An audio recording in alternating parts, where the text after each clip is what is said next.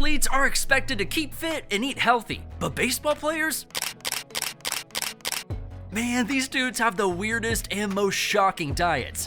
I didn't see it. I think he took somebody's nacho. Starting with one of Major League Baseball's current best players, Bryce Harper.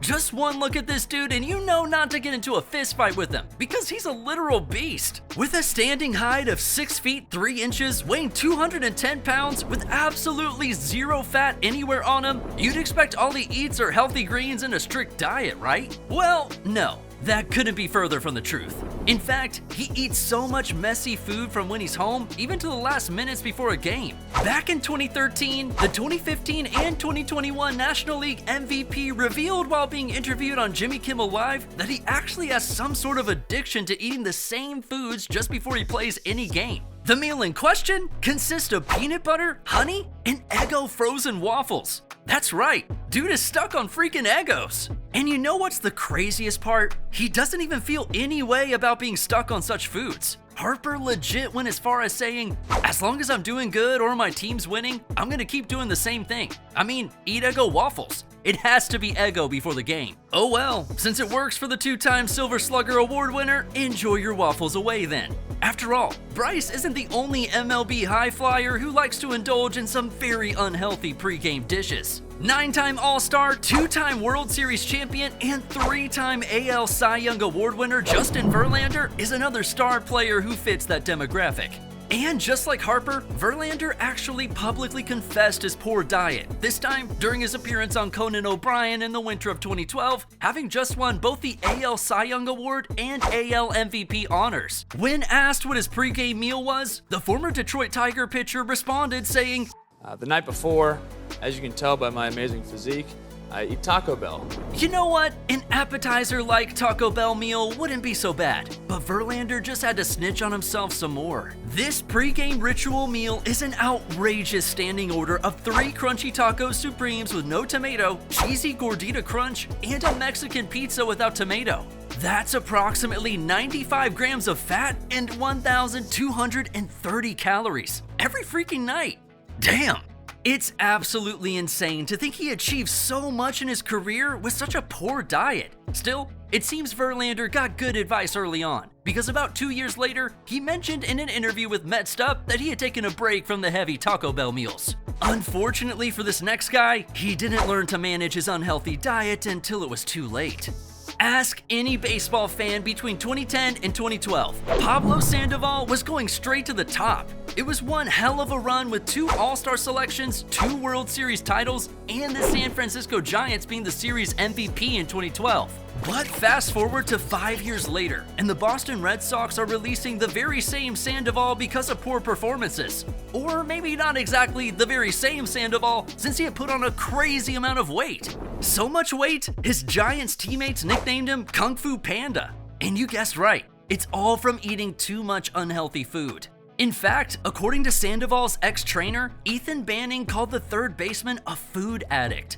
Sandoval's love for food got so bad that whenever he lodged in hotels, his trainer had to do sort of a babysitting job to ensure he didn't end up overeating. One time, late in 2011, Sandoval went home to Venezuela for Christmas, and of course, Banning couldn't follow him home. Guess what? By the time this dude resumed just 21 days later, he had gained 21 pounds. Now that's some next level food addiction. Despite all the support and help he had around him, Sandoval never quite curbed himself until he got so bad he now plays professional baseball in Mexico. There's gotta be something up with baseball players and eating trash though, because up next, we have a Baseball Hall of Famer, and you won't believe what his meal pattern was like during his playing days. A legend of both Boston Red Sox and Tampa Bay Devil Rays, 12 All-Star selections, 8 Gold Glove Awards, 1 World Series championship, and a 5-time AL batting champion, Wade Boggs, made playing baseball look easy back in the 80s and 90s. Baseball youngins know him as one of the greatest third basemen ever, but the real OGs know Boggs for his well-earned nickname, Chicken Man. Let's just say that nickname is exactly what it sounds like. This guy loved eating chicken to a level you probably never heard of. What Boggs had was a so boring it's weird devotion to eating chicken, which started during his days in the minor leagues. But what started as the more affordable pregame meal for an up-and-coming Wade Boggs soon turned into a full-blown addiction. In all fairness to the Chicken Man though, he started to notice that he always performed at top levels every time he had chicken before games, so that pushed him to become a full-blown chicketarian. And when Boggs' chicken addiction became so profound, the Purdue Chicken Company gifted him a 6-month supply of chicken. But according to the man himself, it only took him a month to eat it all. That's one hell of a chicken appetite.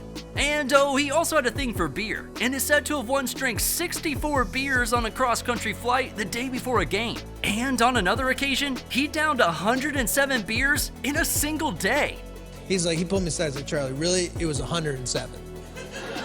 What? Moving on, we have one player no one will expect to eat crazy because he simply doesn't look like it. He's none other than former San Francisco Giants pitcher Tim Lincecum. Tim was undoubtedly one of the top pitchers at the prime of his career. He had one hell of a throw, 4 All-Star selections, 3 World Series titles, and 3 National League Cy Young Awards to show for it. But the issue here was that he always looked too skinny. 5'11", but weighing only about 170 pounds. Tim could get blown away if the electric fan was turned up too high. Jokes apart though, Lincecum himself knew he had to get some more weight in. So during the break before the 2012 season, he decided to find a diet that would get him some weight. His go-to order to do this was a mind-blowing 3,150 calorie count meal that consisted of 3 double-doubles, 2 sides of fries, a lot of ketchup, no lettuce and tomatoes, and 1 chocolate strawberry shake from In-N-Out.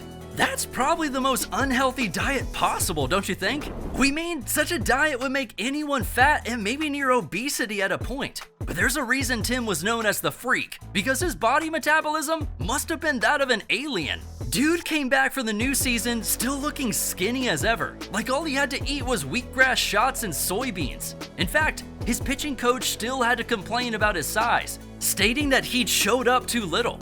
It was at that point Tim Lincecum knew to give up on putting on nearly enough weight to look like most of his colleagues. Eating all that and not getting fat, how weird is that? You decide, but it's definitely not as weird as Gabe Kapler's creepy diets. To keep it real, Cap might not have had the most impressive playing career during the dozen years he spent playing pro baseball in the MLB and NPB, but he definitely has made his mark as a coach. If not for anything, him being a coach and still being fitter than the majority of MLB players is one thing that makes him stand out. And by fit, we don't just mean he can bench press a couple of reps. Nah, Kepler is nearly 50 years old and he's ripped to shreds. His secret? He is very health conscious, working out obviously, and having a strict nutritional regimen. But he has a tendency to go over the top with eating healthy. One of Cap's weirdest diets was revealed in 1995 when he played collegiate baseball at Moore Park College. The baseball team had an away game at Cuesta College in San Luis Obispo, but unfortunately, Kapler forgot to pack his usual tuna on rye sandwich meal. While returning, the team stopped at McDonald's for everyone to grab a bite.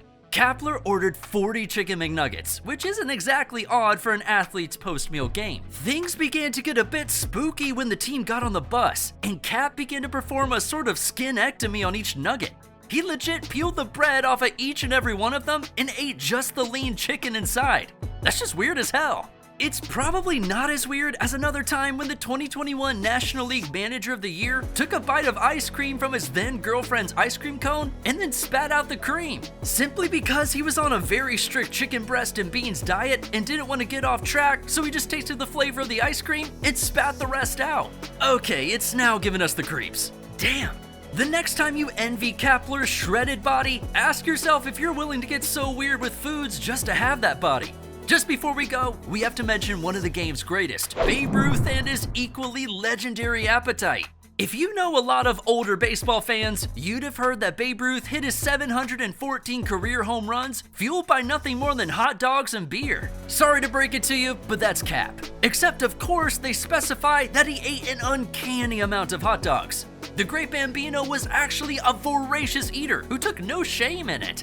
One time during his playing career, according to the National Hot Dog and Sausage Council, Ruth once consumed 12 hot dogs and 8 sodas, all in between the games of a doubleheader. And it gets better. Babe also had a habit of scarfing down 3 hot dogs before every game, and one of his favorite breakfast meals was making himself a bourbon and ginger ale, which he completed with a steak, 6 fried eggs, and fries. Maybe you can't blame modern day baseball players for eating so much then. I mean, Babe Ruth ate all this junk and is still one of the GOATs. Honorable mention goes to the likes of Matt Garza, whose superstitious meal before every start consisted of Popeye's chicken, and Derek Holland, who had a similar superstition of finding a local Wendy's and ensuring he eats $30 worth of food before his games. Now you know the secret behind what baseball players actually eat. Which of these diets do you find the most shocking? Let us know in the comments section and enjoy our other videos.